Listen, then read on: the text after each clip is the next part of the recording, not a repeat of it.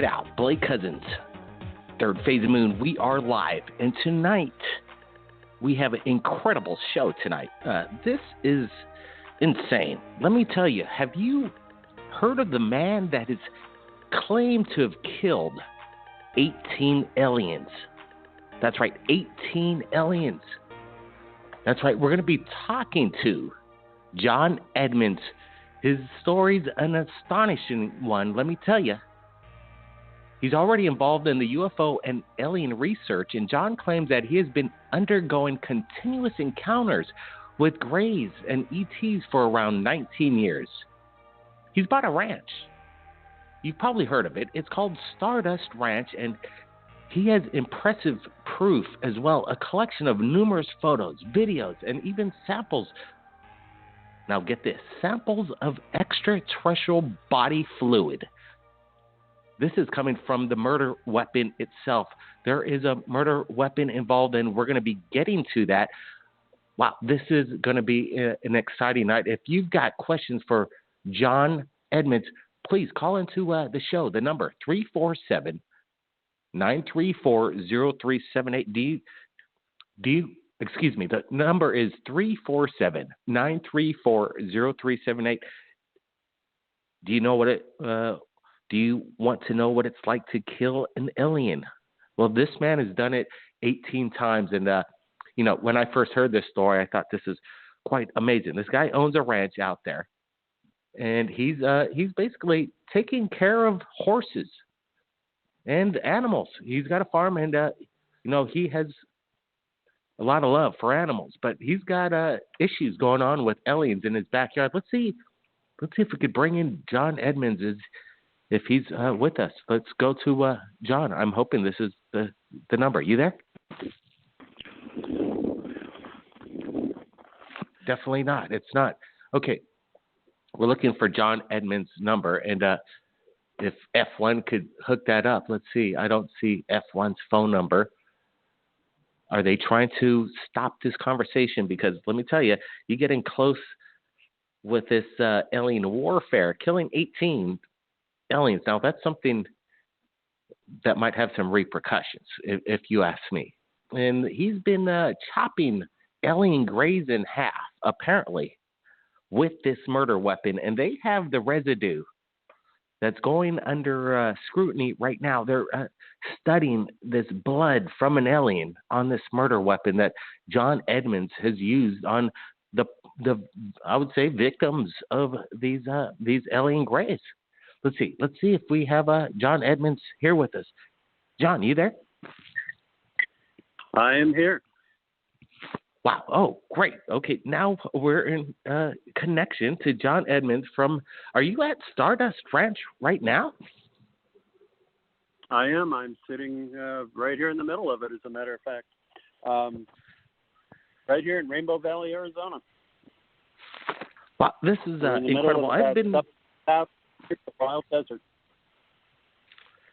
All right, so let's just get straight to it. I basically said to the world right now, and I'm sure there's going to be a lot of people listening to this on our Third Phase Moon YouTube channel and right now live, that you're the man that has killed over 18 aliens.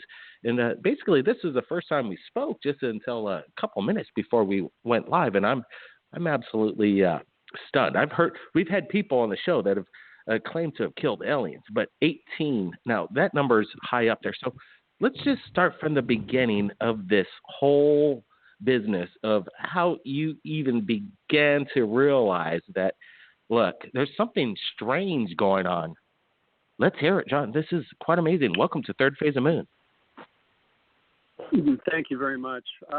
It is an amazing story. It's not a story that I ever elected to have, actually. I just unfortunately stepped in the middle of it. I bought a ranch in 1996, moved into it June 1st with my wife. The idea was to raise horses and provide an equine sanctuary for horses that were abandoned and for other animals that just needed a sort of a second chance in life. And what we ended up buying was a ranch that was in the middle of nowhere that we found out in very short order was a very strange place with interdimensional portals. Not just one or two, but they seem to be all over Rainbow Valley. And we have 6 of them here on the property. And it's just been one crazy, crazy ride. Well, you know what, John? Let's start out from the very beginning. So you bought this ranch. You're out there to help animals. How did you even was that your mission in life? You just wanted to get out there and say, hey, look, I'm going to take care of animals. I need to find a ranch, or was there some kind of maybe calling, something from within, that something else that drew you out there? Well, I've always had animals, and I've always been very good with animals, especially ones that were abused. I was the guy that, when I was a kid, I would go down to the dog pound, and they'd have dogs down there that were, horribly abused and, were rather ferocious and vicious. And I always liked those dogs. So I'd always just go up to them and spend a couple of seconds with them, and they'd almost immediately accept me. And, we'd make fast friends. And so it's always been that way. I really never met an animal I couldn't get along with. All right. Okay. Except possibly the alien, if you would call an animal or what have you. Okay. So 18 aliens. How about this? Let's just start off with the first. What would you call it? Would you call it murder? Would you call it you're killing them in self-defense? Let's start off with the first one, because that's probably one of the most shocking moments of your life when you actually realize what you just did. Can you go into that? Yeah, well, I'd be happy to, Blake. What happened was this, and that is that after we moved into the ranch, within a very short time, we started seeing lots of bright orange orbs or lights in the south sky. We started seeing. Okay. You might be coming in a little soft. A little soft. I just want to make sure the audio's better than if it could be better. Okay. I'm trying to speak up as loudly as I can. Okay. I think that's fine. That's fine. Great. Go ahead. So orbs of lights in the night sky. Yeah. Of these lights, and eventually we got to the point where we started seeing other craft as well. And by that time, we already had horses that we'd adopted. We'd adopted about 18 Rottweilers, 19 Rottweilers that we had been dumped. And, the ranch was kind of off to a good start. But then we started having problems with horses that were mutilated that we found on the property the next morning after, a perfectly quiet night.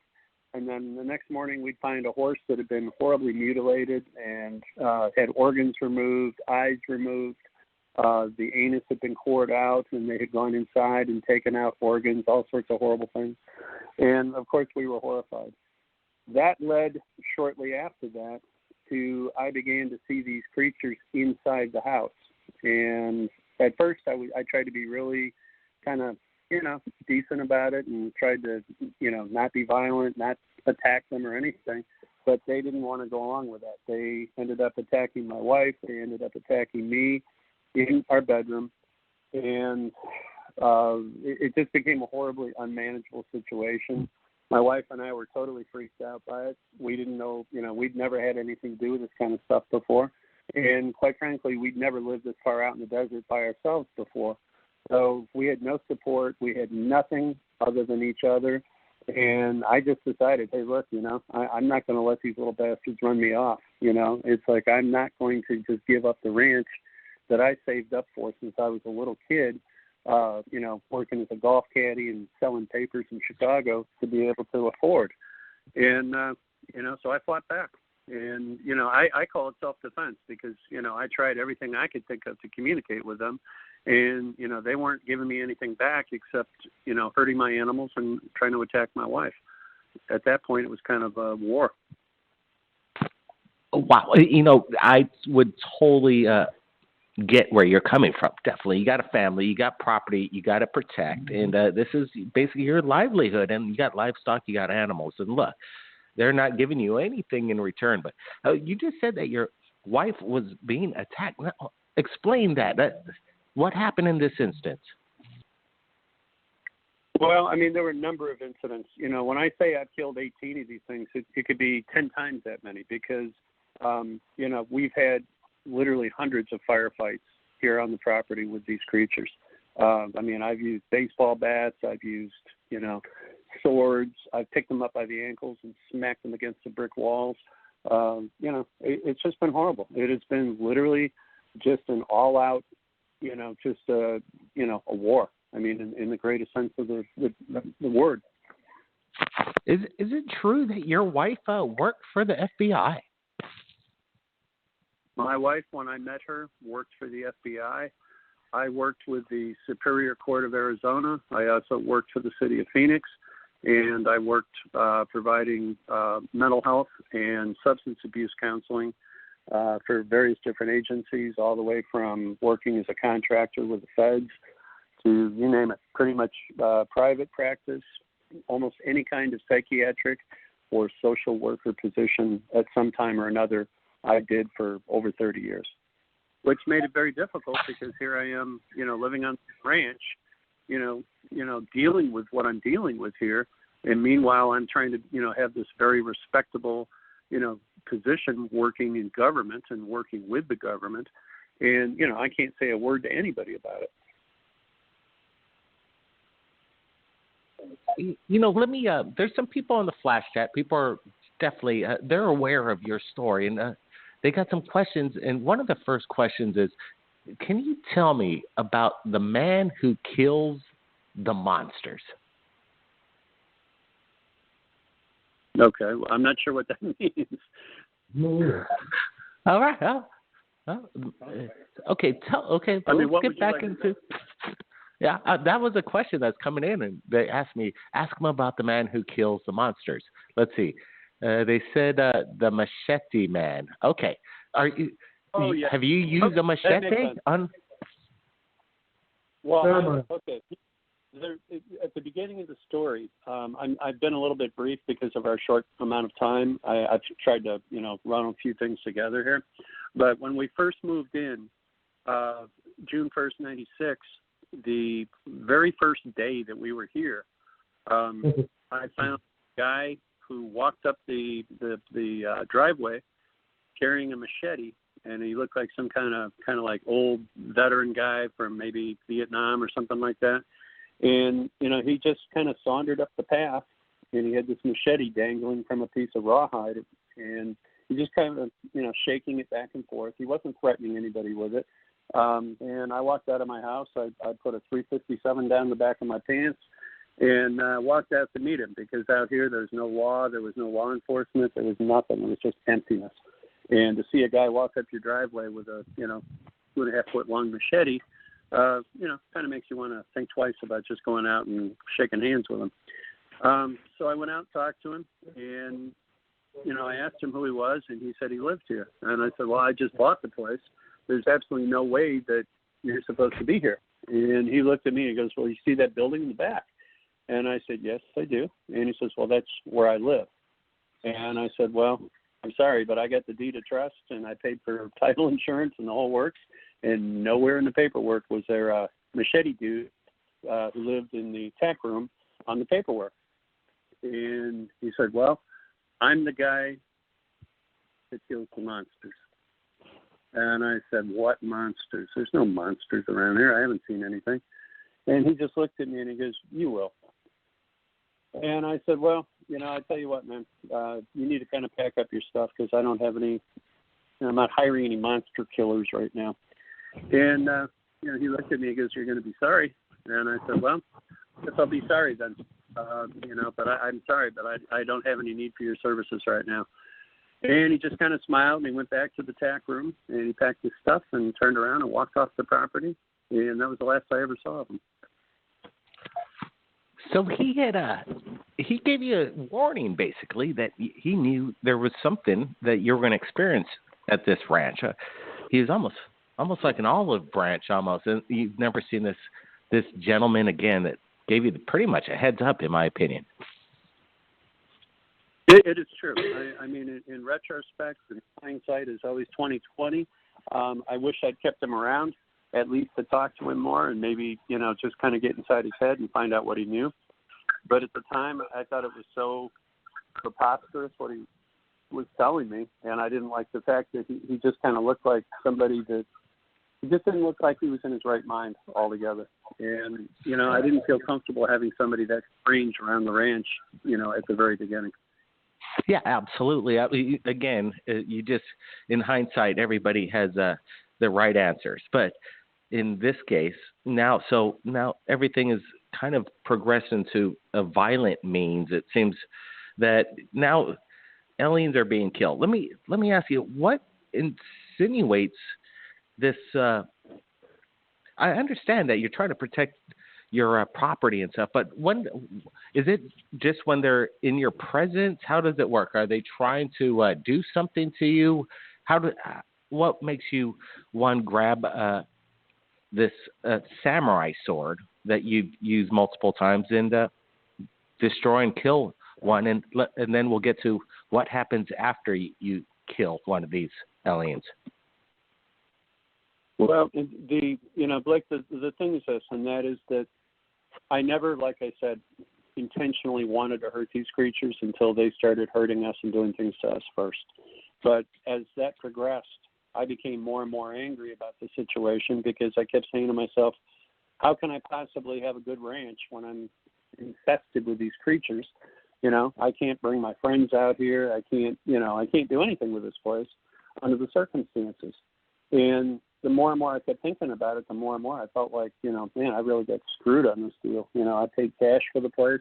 And if I'd ever known that there was anything weird or anything bad about it, I never would have bought it.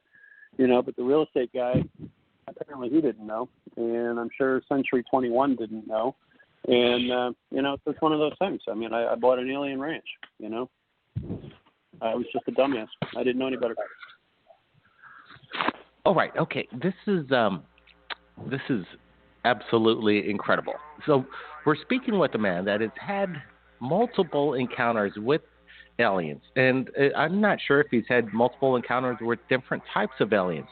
What happens after the alien is killed? And basically self-defense. So you got to admit that John Edmonds puts up a good reason why he's doing this. He's not asking for trouble, but when trouble finds them and they're harming his family, I ask you the question, would you do what John Edmonds is doing? We got more questions for Mr. Edmonds.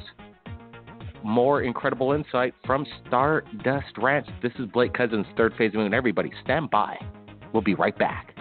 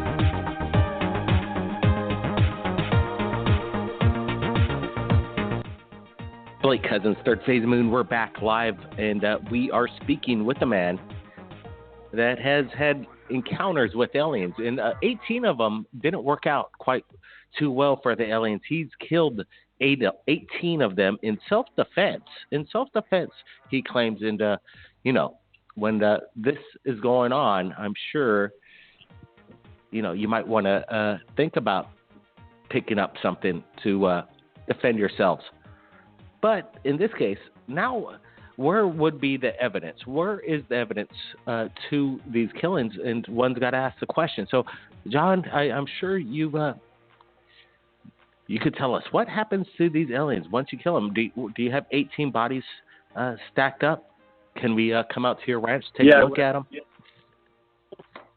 I wish. Blake, the way it works is this, and again, I know all of this sounds incredible. It sounds insane. It sounds like a really big made-up story, but it isn't. I've never made a penny off of doing any of this. I never, the ranch is up for sale. If anybody wants to buy it, ranch. Don't get me wrong, John. I totally, I'm here as Third Phase Moon. I hear thousands of stories, and I believe everybody's story in most cases. And I'm not judging your story. I totally, from what you're telling and how you're sounding, it doesn't sound like you're making it. I'm on your side, but these are just some of the questions that people ask. Where would the alien bodies be? Blake, the way it works is this. If you take the head, if you're fortunate enough to be able to take the head off, the body stays. If you don't take the head off, the whole body and the head disappears. Even if you manage to get a good wound on one of them, they just disappear. They seem to be interdimensional in the fact that when they show up, we've been able to get some photographs of them. It wasn't me personally, but it was a team of investigators that were here. They've got 2 or 3 photographs of them emerge into our dimension gradually, and if they feel safe, they come all the way through. If they don't feel safe, they only come in partially, and you got to work with what you got. Yeah, definitely, absolutely. So before we, there are some. You've got some photographic evidence. It sounds like. How about video evidence that people? If there's video evidence. Photo. Yeah, we've got how would I access physical? Can I share some of your photos on Third Phase Moon? Are there videos and photographs that you've shot? Yeah, I'd be happy to. There's alien. Let's see. I don't even look at it anymore, but it used to be Alien Ranch. At Weebly.com. There's a bunch of pictures there. There's actually at least 1 or 2 pictures of a gray alien that were taken here on the property. It's one of those things. If somebody, really wants to see something, they should just contact me directly, and I'll be happy to provide them evidence. We have an alien artifact, a rock, that one of the grays dropped on the back of the property. And I picked it up immediately because I saw him drop an object. That rock has become pretty famous in its own right because it looks like it has a symbol on it that is cut all the way through this rock that looks like granite. And we had it looked at by a couple of specialists, and they both told us that it's impossible to cut that intricate a pattern in the rock without breaking the rock. So the other thing is that we had somebody pick it up here in the house and shine a laser through it, and the next thing we knew, it actually began to activate the portal that's in the living room. And that led to even more adventures where we've begun to actually activate that portal at will, and we've had different experiences as a part of that whole thing, but that's much further down the line in the story.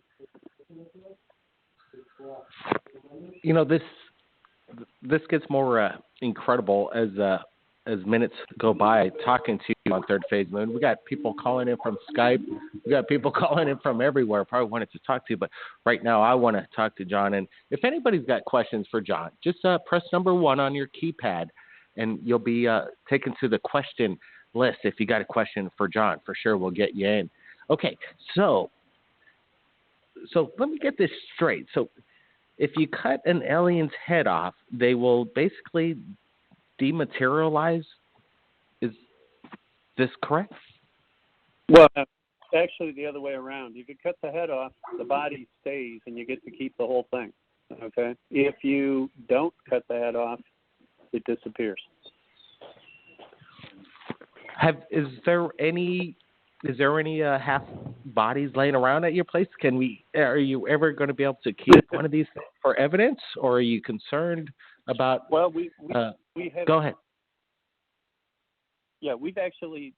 There was a guy a number of years ago named Dr. Levengood, and I was working with a guy named Bob Collins, Captain Robert Collins.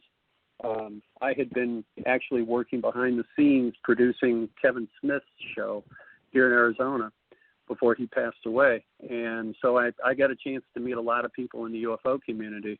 And when all these problems started happening here on the ranch, I didn't have a clue who to call. It's not like you can, look in the yellow pages and find, somebody to talk to about an alien body that, is laying here on your kitchen floor. And so I didn't know what to do. I mean, I killed one of these things with a samurai sword. I ran it through to the point where the sword actually penetrated the body and went into the wall behind it.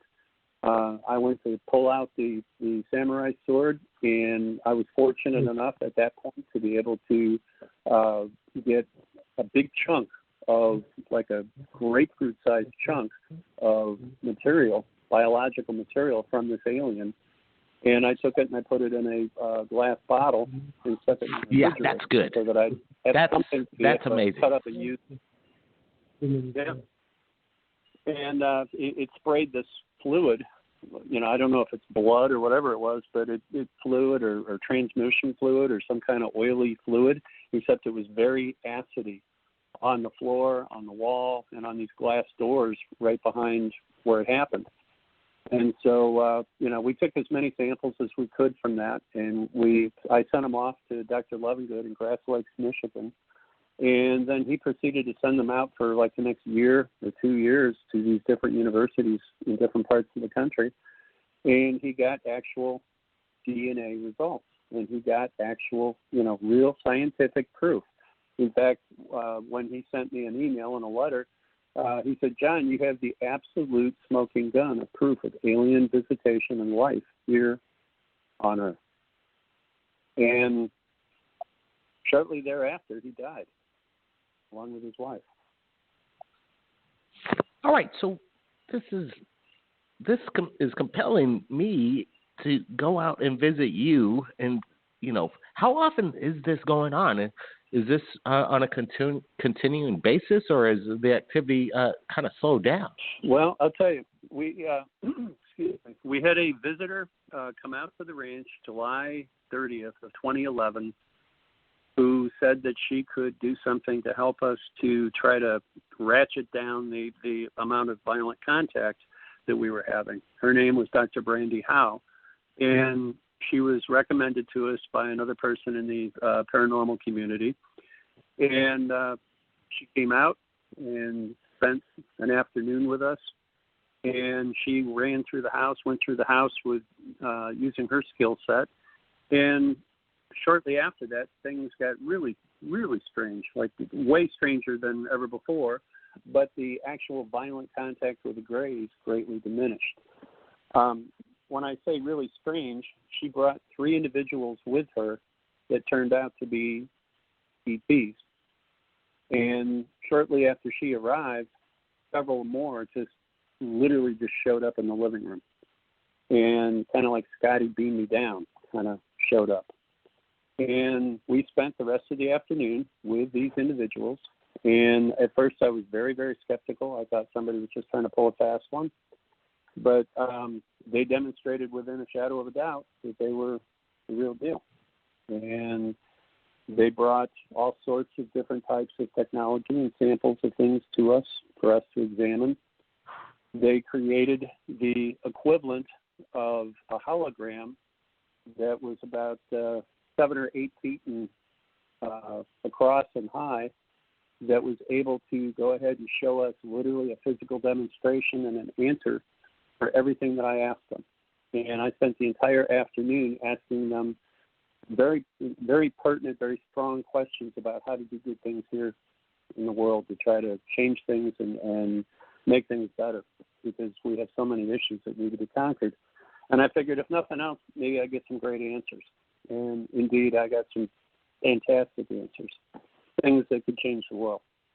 The thing that I asked them was, I said, I'm still skeptical. And rather than be offended or anything else, they said, well, what is it going to take to prove to you that we are who we say we are? And I said, well, I'd really like to see like a really big spaceship. And I'd like to see something like right outside, like right now. And they looked at each other, they looked at me, they looked at my wife, and they said, okay, let's go outside. And we literally walked out of the house, walked out onto the 10-acre property that we have here. And in those days, there was nothing around us. There was no houses or anything else. It's just hundreds of thousands of acres of absolute just barren desert. And they said, look over here across the street to the east. And I did that. My wife and I both did that. We were sitting on the back tailgate of my Ford F-350 pickup. And sure enough, the sky looked like all these boiling gray and black clouds. And the next thing I saw protrude out of the clouds and just hover right across the street from us. And this thing was the size of a stadium. I had never seen anything in my physical life that was that big. It had to have been between 4 and 6 stories high, and literally it was the size of a coliseum, like where you played football or baseball or something like that. Now, directly to the south, which was the right of me, the entire sky had this orange, kind of grayish, almost like a sunset type of look to it. And it was one spaceship, one flying saucer, almost wing to wing or circle to circle, however you want to say that, saucer to saucer, all across the southern horizon. There must have been dozens of them. And they just were fixed there. And my wife and I just looked at each other, and our mouths hung open. And I said, do you see what I see? And she said, what do you see? And I said, I see all these flying saucers to the south of us, and a giant one to the left of me across the street to the east. And she said, that's exactly what I see. And that was proof enough for me.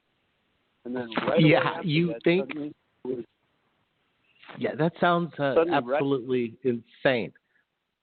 Some people have saying they've seen recently Walmart-sized UFOs. Now, this sounds like a supersized Walmart UFO, a Coliseum-sized UFO, absolutely massive.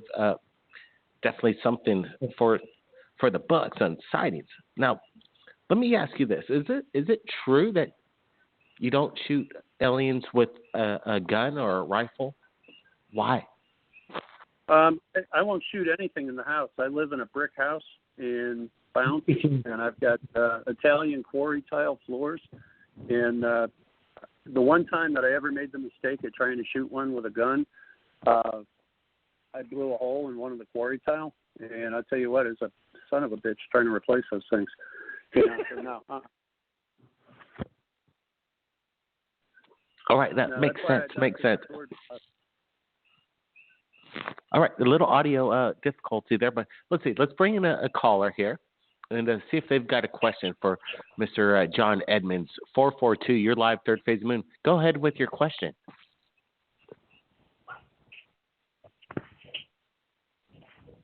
Hi. Can you guys hear me? Yep, thank you. Hello? Loud and clear. Go ahead with your question. Yes.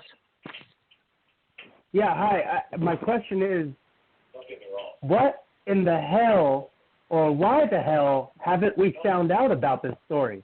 And I don't know. I'm just puzzled with this story right now. And why in the hell are we finding out about this now? I mean, this is like, that's a good question. It's a good question, but that's why when I heard this story, sir, I'm like, wow, I've heard a little bit about it, but I never realized on how incredible this really is. And is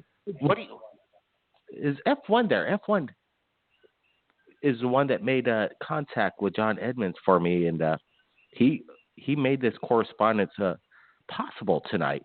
And he got John Edmonds minutes before we went live, and this is quite an incredible. F1, you got a question for John, or go ahead? No, you know what, John, you spoke with me at length, and like I've told Blake and all the listeners all along, I've been through hell and high water. It's so nice to you kind of, people that are real, that have experienced, that have lived with it their whole lives, they know and it's kind of a natural progression, a natural understanding, a 100%, which is 1 in a million. When you talk to me, John, am I a legitimate person? Absolutely.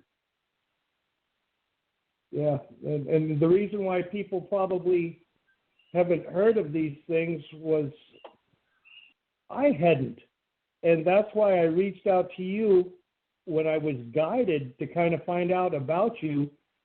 And even though we haven't known each other for a great deal of time, we've talked so much at length about real confidence, kind of confirmation issues that I Absolutely. thought it was pertinent. Sure. You know, It is very pertinent. John spoke on the show, and that's why he's here. And I'm really grateful for Blake allowing John to be on the show. And you know what's so funny is that you really don't hear about these things because they don't want you to hear about these things. You could fill in the word they with whoever you think is suppressing this type of real, hardcore, undisputable, scientifically proved evidence. This is what I want to. This sounds absolutely scientific evidence, along with a video, photographic evidence, other people on the ranch witnessing the thing. You got eyewitness testimony, which is just as great in a criminal court. It all boils down to something big going down on this Stardust Ranch, right where John Edmonds lives. And it's his ranch, and there's something outer worldly going on. But the thing is, well, Blake, go ahead. The biggest reason this story hasn't gotten out as much as it should is because of the fact that it's the number one longest ongoing paranormal story ever. Okay, there are other ranches where things like this have happened, like Skinwalker Ranch, things like that to some extent. But the thing about it is that the people left. Okay, they didn't stay. They for whatever reason, they abandoned ship. And, I'm just too stubborn for that.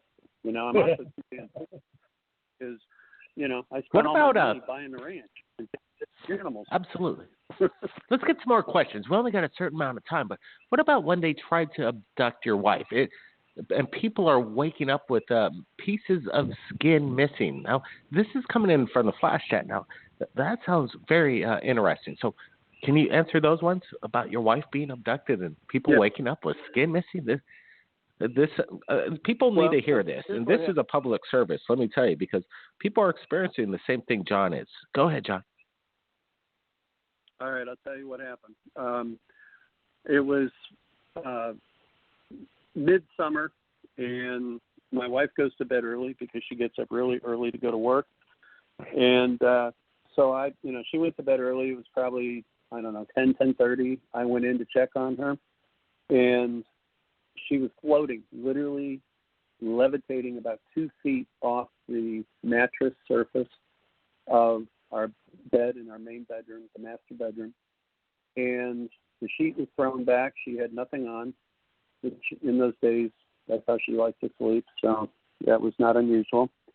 And in front of her were 3 gray aliens standing there in line, trying to touch her inappropriately. I grabbed my sword and I immediately cut them in pieces. And later on, this experience was again something that began to occur, where they would come in the middle of the night and try to attack her. And we had an experience where she and I were in bed. She was asleep. I wasn't really sleeping that well because for the last 20 years, I don't sleep very deeply. And there was a light in the bedroom, a very strong, almost like I don't know what you would call it, kind of like a halogen kind of glowing lamp that came in through the windows, and the whole room was lit up. And she began to float up and out of the bed and literally through the house, to the outside of the house, to the carport, and I was following her, but I was so horrified by the experience that I probably should have just tried to wake her up or yell at her or something, but nothing would make any difference anyway. And I grabbed an AK-47. I'm a gun guy, and I'm very well armed.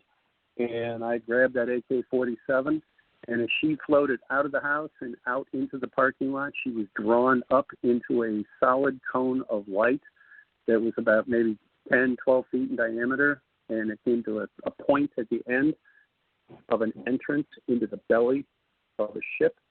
And as she reached that point, that aperture at the top, I decided that at that point, I'd either have to shoot or I'd have to say goodbye to my wife probably forever. And so I unloaded a clip, and the light shut off. She dropped. Fortunately, she wasn't hit, and I tried to catch her. It knocked us both into the gravel of the parking area below, and I was hurt. She was hurt. She woke up. We went in the house and collapsed. She asked me what the heck happened. I told her. She walked back into the bedroom. She lay down. She went right back to sleep. Like nothing ever happened. And that was pretty much it. But then,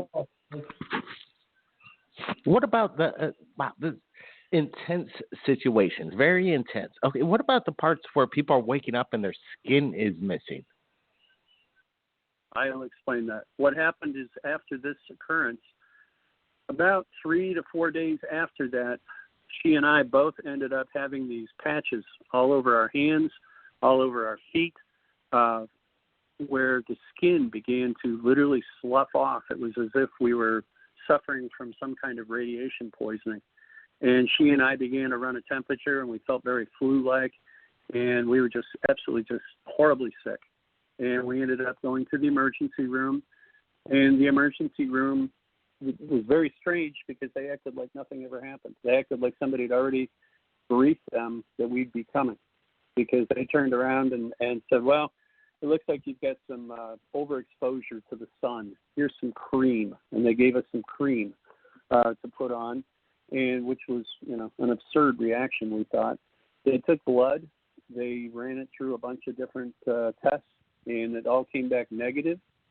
And the interesting thing was we went back about 7 or 8 days getting so much worse, and we went to a different hospital, and they acted as if they expected us to appear there. And they took more blood work, and for some odd reason, the Center for Disease Control apparently was contacted. And then a few weeks later, we started getting federal people showing up here and doing inquiries with us. And eventually she got treated. And to make a long story short, the diagnosis that came out of it was that she now has something called scleroderma, which is a fatal diagnosis. And it's an autoimmune response that the body has because it can't figure out what's attacking it. And so occasionally it attacks anything and everything in the body and kills the person who has this diagnosis. And my wife periodically has these horrible outbreaks of a very nasty rash that bleeds and it drips, and we just try to deal with it. Wow, man, that's this is not easy to listen to, people, but it is important that we do. It is because people are dealing with this around the world, and this is what we do right here at Third Phase Moon. Let's see if we can get into one more question from the public. Let's bring them in. If you've got a question, let's bring them in. Area code 661. You got a question for John Edmonds? Go ahead.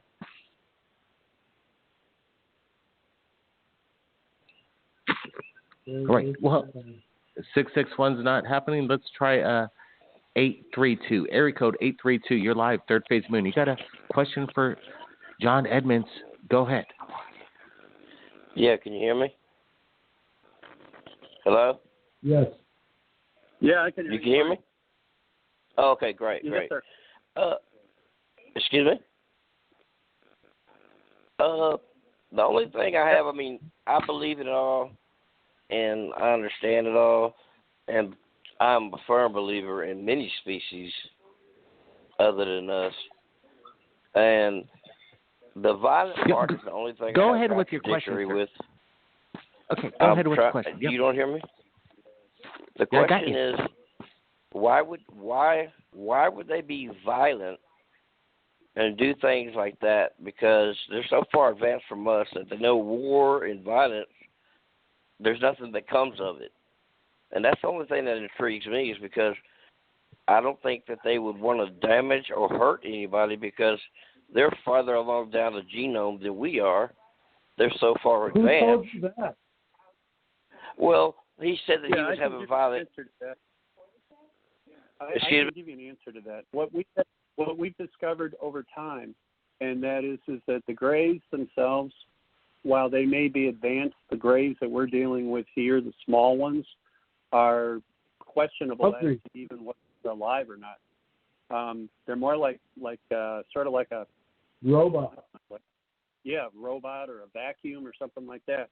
They're like automatons. They don't seem to have any kind of conscious mentality. They're working for or in coordination with some other being or some other race, or they are working with another part of the gray race.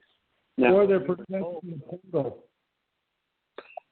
F1, you're blocking out the sound. Just let John Edmund speak. Thank you. Or they're protecting a portal.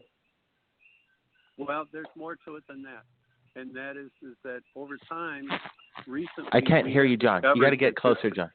That's better. I'm right on it. Can you hear me now? You're good. Go ahead. Okay. What we discovered recently using the portal was somebody who is an expert channel, and that is that not just this property, but this entire area goes all the way back to ancient Egypt, and that there is a huge area of Arizona that at one point was under the influence of ancient Egypt and civilizations that were visiting here. And we believe that that's why they don't want this property to have any human contact or any humans on it, is because for some reason it is a sacred property. Understood. Hey, John, do you think that, can I ask a question, Blake, real quick? Yeah, go ahead, F1. Hey, John, and maybe people can check into your site or to just check the stone that you've already had verified that by people that are experts in the business, that is, it looks like a bedrock stone, but as you and I have already talked about, it's cut out in what, to me, and you definitely verified, looks like an active portal. Does that possibly, the function of that stone, is that possibly one of the items that would be put into the void of a Stargate to activate the portal and transfer of one dimension to another? Well, that's kind of what we've been experimenting with. We had a gentleman who came out here who was just a visitor. You know, we accept visitors here, and, we make appointments for people to come out to the ranch and check it out themselves in person. And this gentleman came out, and he had the stone in his hand, and he said, it almost looks like you could shine something through it, like a laser or a strong light or something, and right. It would, it would put an image on the wall. And so we happened to have a low watt laser, and he actually did that, and he shined it on the area in the living room that we believe to be a portal, and lo and behold, it started lighting up.